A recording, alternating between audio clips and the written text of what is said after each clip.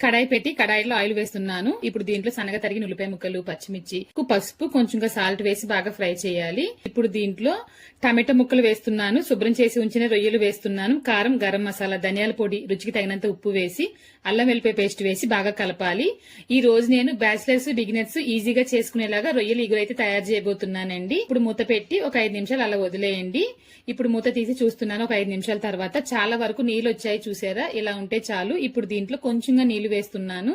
రుచికి తగినంత ఉప్పు కూడా వేసానండి. వేసి బాగా కలపాలి. కలిపిన తర్వాత కొంచెంగా కొత్తిమీర వేసి మూత పెట్టి తక్కువ మంటలో అలా వదిలేశారంటే చాలా టేస్టీగా రొయ్యలు ఇగురు అయితే తయారైపోతుంది. చివరిగా అయితే కొంచెంగా కొత్తిమీర వేయండి. క్యాస్ట్ ఐరన్ కుక్వేర్ లో గానీ, ఇనుమ పాత్రలో గానీ వంట చేసిన వెంటనే వేరే పాత్రలోకి తీసేయాలి. అందుకని వెంటనే తీసేసాను అనమాట. ఇప్పుడు దాంట్లో కొంచెంగా కూర ఉంచి వేడన్నం వేసి కలుపుకు తింటే టేస్ట్ అయితే చాలా చాలా బాగుంటుంది.